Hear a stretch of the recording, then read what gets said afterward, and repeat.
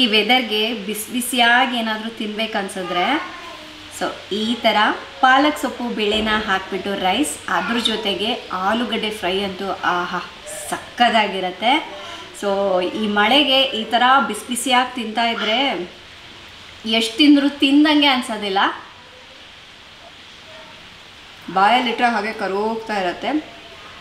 ಈ ಸೂಪರ್ ಆದಂತಹ ರೆಸಿಪಿನ ನಿಮ್ಮ ಜೊತೆ ಇವತ್ತು ಶೇರ್ ಮಾಡ್ಬೇಕು ಅಂದ್ಕೊಂಡಿದ್ದೀನಿ. ಬನ್ನಿ ಫ್ರೆಂಡ್ಸ್, ಈ ರೈಸ್ ಮಾಡಲಿಕ್ಕೆ ನಾನು ಒಂದು ಅರ್ಧ ಕಪ್ನಷ್ಟು ತೊಗರಿಬೇಳೆನ ಒಂದು ಅರ್ಧ ಗಂಟೆ ಮುಂಚೆ ನೆನೆಸಿಟ್ಟಿದೆ. ಹಾಗೆ 1 ಕಪ್ನಷ್ಟು ಅಕ್ಕಿನ ಇದನ್ನು ಕೂಡ ತೊಳೆದ್ಬಿಟ್ಟು ನೆನೆಸಿಟ್ಟಿದೆ. ಈಗ ಒಂದು ಕುಕ್ಕರ್ಗೆ ನೆನೆಸಿರೋ ಬೇಳೆ ಮತ್ತು ಅಕ್ಕಿನ ಹಾಕ್ಕೊಳ್ಳೋಣ. ಹಾಗೆ ನೆನೆಸಿಟ್ಟಿರೋ ಅಕ್ಕಿನ ಕೂಡ ಇದರಲ್ಲೇ ಹಾಕೋಬೇಕು ಫ್ರೆಂಡ್ಸ್. ಹಾಗೆ ಒಂದು ಚಿಟಿಕೆಯಷ್ಟು ಇಂಗು ಹಾಕ್ತಾ ಇದ್ದೀನಿ. ಹಾಕೋದ್ರಿಂದ ಫ್ಲೇವರು ಚೆನ್ನಾಗಿರುತ್ತೆ, ಡೈಜೆಷನ್ಗೂ ಕೂಡ ಒಳ್ಳೇದು ಅನ್ನೋದಕ್ಕೋಸ್ಕರ ಹಾಕ್ತಾ ಇದ್ದೀನಿ. ಒಂದು 1/4 ಟೀ ಸ್ಪೂನಷ್ಟು ಅರಿಶಿಣ ಪುಡಿ. ಫ್ರೆಂಡ್ಸ್, ನಾನು ಈ ಕಪ್ನಿಂದ 1 ಕಪ್ನಷ್ಟು ಅಕ್ಕಿ ತಗೊಂಡಿದ್ದೀನಿ.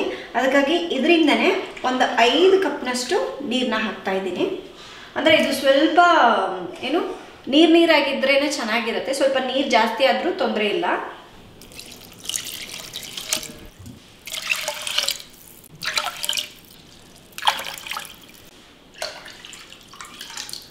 ಇದಕ್ಕೆ ಸ್ವಲ್ಪ ಎಣ್ಣೆನ ಹಾಕ್ತಾ ಇದ್ದೀನಿ.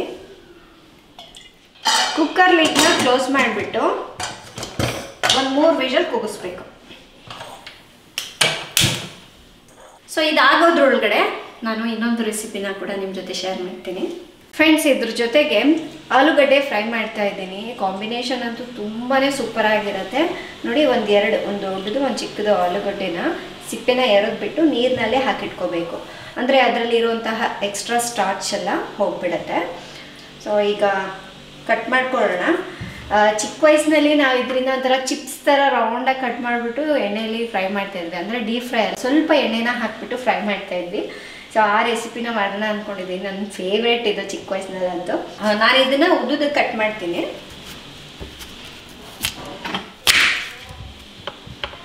ಸೊ ಯಾವ ಸೈಜಿಗೆ ಬೇಕಾದ್ರೂ ಕಟ್ ಮಾಡ್ಕೋಬೋದು. ಸೊ ನಾನು ಈ ಥರ ಸ್ವಲ್ಪ ಉದ್ದುದಕ್ಕೆ ಕಟ್ ಮಾಡ್ತೀನಿ.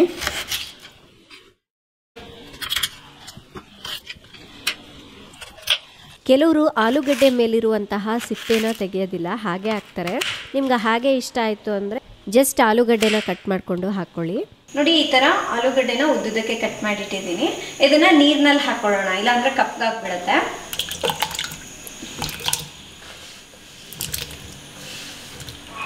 ಫ್ರೆಂಡ್ಸ್, ಈಗ ಆಲೂಗಡ್ಡೆ ಫ್ರೈನ ಮಾಡ್ಕೊಳ್ಳೋಣ.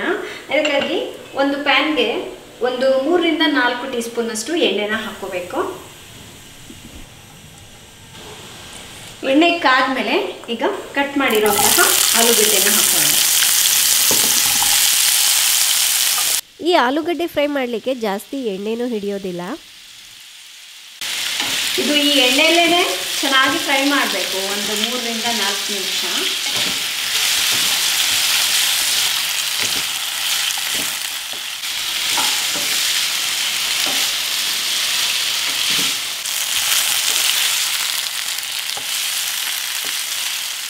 ಫ್ರೆಂಡ್ಸ್, ಇನ್ನೊಂದೇನು ಗೊತ್ತಾ, ಈ ಥರ ಫ್ರೈಗೆಲ್ಲ ಆಲೂಗಡ್ಡೆ ಹಳೆ ಆಲೂಗಡ್ಡೆ ತೊಗೋಬೇಕು. ಅದು ಹೇಗೆ ಗೊತ್ತಾಗತ್ತೆ ಅಂದರೆ, ಸೊ ನಾನು ಮೊದಲು ತೋರ್ಸೋದು ಮರ್ಕೊಂಡ್ಬಿಟ್ಟೆ.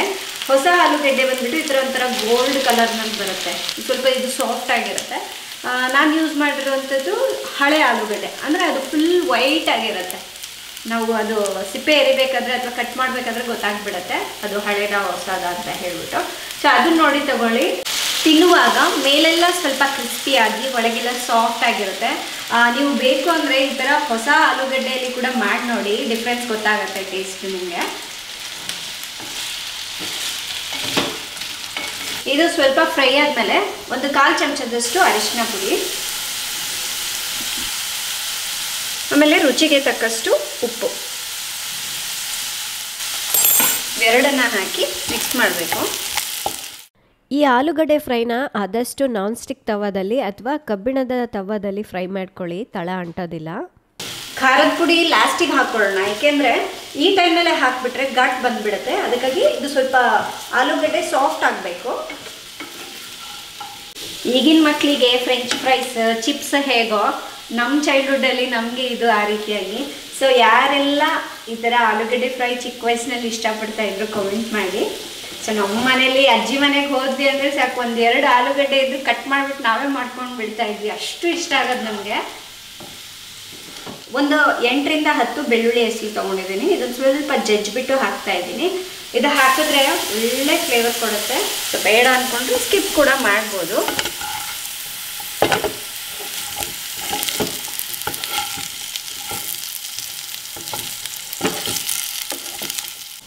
ನೋಡಿ ಆಲೂಗಡ್ಡೆ ಚೆನ್ನಾಗಿ ಫ್ರೈ ಆಗಿದೆ. ಸೊ ಬೆಳ್ಳುಳ್ಳಿ ಹಾಕಿದ್ರೆ ಒಳ್ಳೆ ಅರೋಮ ಬರುತ್ತೆ ಅಂದಲ್ಲ, ತುಂಬ ಚೆನ್ನಾಗಿರುತ್ತೆ. ಈಗ ಇದಕ್ಕೆ ಖಾರದ ಪುಡಿ ಹಾಕೋಣ. ಒಂದು ಅರ್ಧ ಚಮಚದಷ್ಟು ಖಾರದ ಪುಡಿ ಹಾಕ್ತಾ ಇದ್ದೀನಿ, ಯಾಕೆಂದರೆ ನಮ್ಮ ಮನೇಲಿ ಮಕ್ಕಳಿಗೂ ಇಷ್ಟ ಆಗುತ್ತೆ ಇದು, ಅದಕ್ಕಾಗಿ ಸ್ವಲ್ಪ ಖಾರ ಕಮ್ಮಿ ಹಾಕ್ತೇನೆ. ನಿಧಾನಕ್ಕೆ ಇದನ್ನು ಮಿಕ್ಸ್ ಮಾಡ್ಕೋಬೇಕು.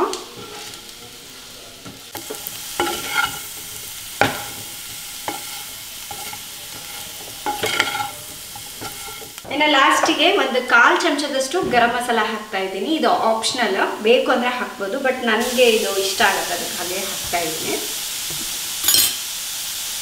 ಇದನ್ನು ಒಂದ್ಸಲ ಮಿಕ್ಸ್ ಮಾಡೋಣ.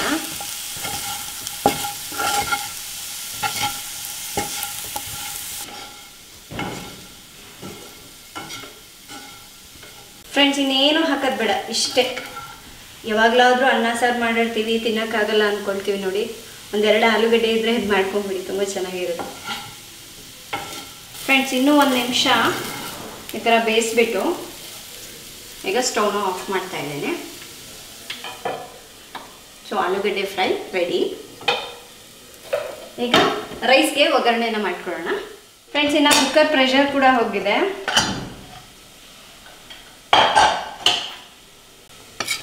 ನೋಡಿ, ಅನ್ನ ಎಲ್ಲ ಚೆನ್ನಾಗಿ, ಅನ್ನ ಬೇಳೆ ಮೆತ್ತಗೆ ಬೆಂದಿದೆ ಅಲ್ವಾ.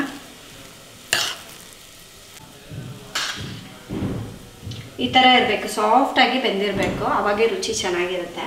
ಒಗ್ಗರಣೆಗೆ 1 ಟೇಬಲ್ ಸ್ಪೂನಷ್ಟು ಎಣ್ಣೆನ ಹಾಕಿ ಬಿಸಿ ಮಾಡ್ಕೊಳ್ಳೋಣ. ಇದಕ್ಕೆ ಅರ್ಧ ಟೀ ಸ್ಪೂನಷ್ಟು ಸಾಸಿವೆ, ಒಂದು ಅರ್ಧ ಟೀ ಸ್ಪೂನಷ್ಟು ಜೀರಿಗೆ, 1 ಟೀ ಸ್ಪೂನಷ್ಟು ಉದ್ದಿನಬೇಳೆನ ಕೂಡ ಹಾಕ್ತಾ ಇದ್ದೀನಿ.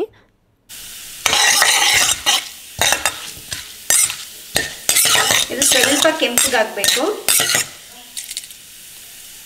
ಅದಾದಮೇಲೆ ಒಂದು 6 ಬೆಳ್ಳುಳ್ಳಿ ಹೆಸರನ್ನ ಜಜ್ಜಿ ಹಾಕ್ತಾ ಇದ್ದೀನಿ. 1 ಒಣಗಿದ ಮೆಣಸಿನ್ಕಾಯಿ, 1-2 ಹಸಿ ಮೆಣಸಿನ್ಕಾಯಿ, ಇದನ್ನು ಕೂಡ ಕಟ್ ಮಾಡಿಬಿಟ್ಟು ಎಲ್ಲದೂ ಹಾಕೋಬೇಕು.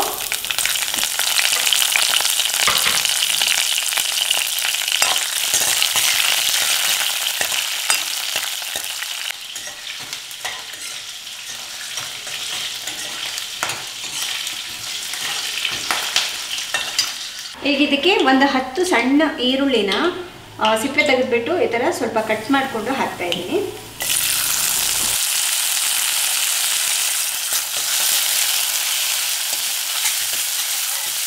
ಇದನ್ನು 1 ನಿಮಿಷ ಎಣ್ಣೆಯಲ್ಲಿ ಈ ಥರ ಫ್ರೈ ಮಾಡ್ಕೋಬೇಕು.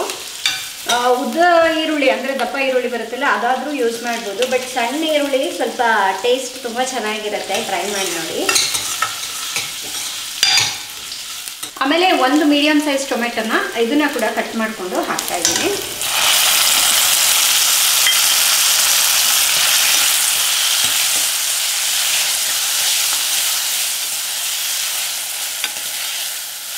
ಹಾಗೆ ರುಚಿಗೆ ತಕ್ಕಷ್ಟು ಉಪ್ಪು.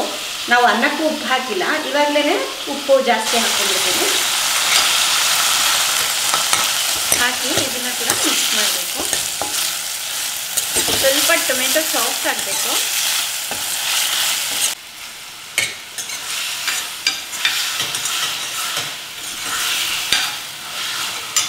ಆಮೇಲೆ 1 ಕಪ್ನಷ್ಟು ನಾನಿಲ್ಲಿ ಪಾಲಕ್ ಸೊಪ್ಪನ್ನು ತೊಳೆದ್ಬಿಟ್ಟು ಕಟ್ ಮಾಡಿಕೊಂಡು ತಗೊಳ್ತಾ ಇದ್ದೀನಿ. ನೀವು ಕಟ್ ಲೆಕ್ಕದಲ್ಲಿ ತೊಗೊಳ್ಳೋದಾಯ್ತು ಅಂದರೆ 1 ಕಟ್ ತೊಗೊಬೋದು, ಇಲ್ಲಾಂದರೆ ಈ ಥರ 1 ಕಪ್ ಫುಲ್ಲಾಗಿ ಕಟ್ ಮಾಡಿಕೊಂಡು ಹಾಕೊಳ್ಳಿ.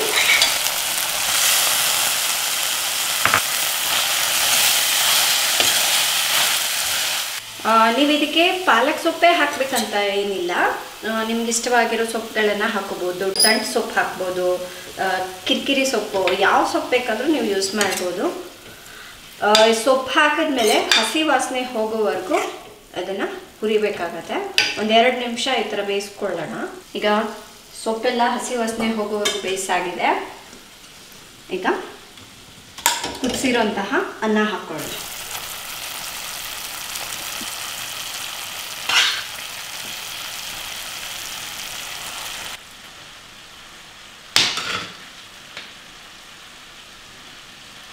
ಫ್ರೆಂಡ್ಸ್, ನಾನು ಇದಕ್ಕೆ ತೊಗರಿಬೇಳೆ ಯೂಸ್ ಮಾಡಿದ್ದೀನಿ ಅಲ್ವಾ, ನೀವು ಹೆಸರು ಬೇಳೆ ಅಥವಾ ಹೆಸರು ಕಾಳು ಅದರಿಂದನೂ ಕೂಡ ಮಾಡ್ಬೋದು, ತುಂಬ ಚೆನ್ನಾಗಿರುತ್ತೆ.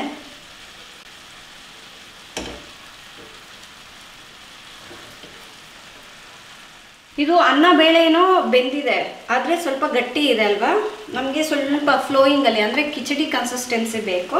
ಅದಕ್ಕಾಗಿ ನಾನು ನೀರನ್ನ ಕಾಯಿಸ್ಬಿಟ್ಟು ಹಾಕ್ತಾ ಇದ್ದೀನಿ. ಸೊ ಈ ಥರ ಬಿಸಿನೀರು ಕಾಯಿಸಿ ಹಾಕೋದ್ರಿಂದ ಸಪ್ಪೆ ಅನ್ಸೋದಿಲ್ಲ, ಅನ್ನ ರುಚಿಯಾಗಿರುತ್ತೆ.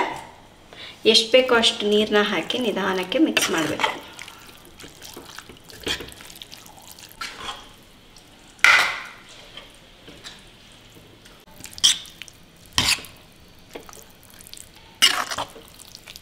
ಇದಕ್ಕೆ ಉಪ್ಪೇನಾದರೂ ಕಡಿಮೆ ಇದ್ದರೆ ಇವಾಗಲೇ ನೋಡಿಬಿಟ್ಟು ಹಾಕ್ಕೊಂಡ್ಬಿಡೋಣ. ಹಾಕಿ ಮಿಕ್ಸ್ ಮಾಡಿಕೊಂಡು 1 ನಿಮಿಷ ಕುದಿಸ್ಕೊಂಡ್ಬಿಟ್ಟು ಆನಂತರ ಸ್ಟವ್ನ ಆಫ್ ಮಾಡ್ಕೊಂಡ್ಬಿಡೋದು. ಫ್ರೆಂಡ್ಸ್, ಎಷ್ಟು ಈಸಿ ಇದೆ ಅಲ್ವಾ. ಸೊ ಅನ್ನ ಸಾರು ಇದೆಲ್ಲ ಸಪ್ರೇಟ್ ಮಾಡಿಕೊಂಡು ತಿನ್ನೋಷ್ಟು ಟೈಮ್ ಇಲ್ಲ ಅಂದರೆ ಇದು ಒಂದು ಈಸಿ, ಜೊತೆಗೆ ಹೆಲ್ತ್ಗೂ ಕೂಡ ತುಂಬ ಒಳ್ಳೆಯದು. ನೋಡಿ, ಕನ್ಸಿಸ್ಟೆನ್ಸಿ ನೋಡಿದ್ದೀರಲ್ವ. ಸೊ ಈ ಥರ ಇತ್ತು ಅಂದರೆ ತಿನ್ನಲಿಕ್ಕೂ ತುಂಬ ಚೆನ್ನಾಗಿರುತ್ತೆ. ಅಂದರೆ ಈ ವೆದರ್ಗೆ ಇದು ಪರ್ಫೆಕ್ಟ್ ಅಂತ ಹೇಳ್ಬೋದು. ಬಿಸಿಯಾಗಿ ತಿನ್ಲಿಕ್ಕೆ ಇಷ್ಟ ಆಗುತ್ತಲ್ವ. ಸೊ ಈ ಥರ ಮಾಡಿಕೊಂಡ್ರೆ ಯಾವಾಗ ಬೇಕೋ ಅವಾಗ ತಿನ್ಬೋದು. ಈಗ ಇದಾಗಿದೆ, ಹೀಗೇ ಸರ್ವ್ ಮಾಡ್ಬೋದು. ನಾನು ಇದಕ್ಕೆ ಇನ್ನೊಂದು ಸ್ವಲ್ಪ ಒಗ್ಗರಣೆ ಮಾಡ್ತೀನಿ. 1 ಟೇಬಲ್ ಸ್ಪೂನ್ ಅಷ್ಟು ತುಪ್ಪನ ಬಿಸಿ ಮಾಡ್ಕೊಳ್ಳೋಣ. ತುಪ್ಪಕ್ಕಾದ್ಮೇಲೆ ಸ್ವಲ್ಪ ಗೋಡಂಬಿನ ಹಾಕ್ಕೊಳ್ಳೋಣ. ಇದು ಸ್ವಲ್ಪ ಗೋಲ್ಡನ್ ಬ್ರೌನ್ ಕಲರ್ ಬರೋವರೆಗೂ ಹುರ್ಕೋಬೇಕು. ಈ ಒಗ್ಗರಣೆನ ಇದಕ್ಕೆ ಹಾಕ್ಕೊಂಡ್ಬಿಡೋಣ.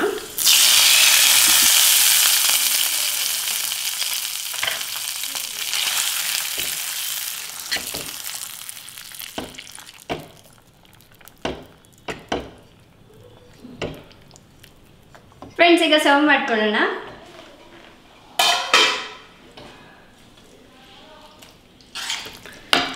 ದೊಡ್ಡವ್ರಿಗೂ ಮಕ್ಕಳಿಗೂ ಎಲ್ರಿಗೂ ಇಷ್ಟ ಆಗುವಂತಹ ಒಂದು ಒಳ್ಳೆ ಹೆಲ್ದಿ ರೆಸಿಪಿ ಇದು.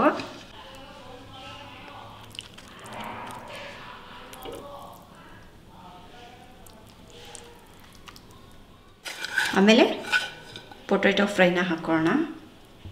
ಫ್ರೆಂಡ್ಸ್, ಈ ಪೊಟ್ಯಾಟೊ ಫ್ರೈಗೆ ಲಾಸ್ಟಿಗೆ ಸ್ವಲ್ಪ ಬಿಳಿ ಎಳ್ಳು ಹಾಕಿದ್ರೂ ಕೂಡ ತುಂಬ ರುಚಿಯಾಗಿರುತ್ತೆ.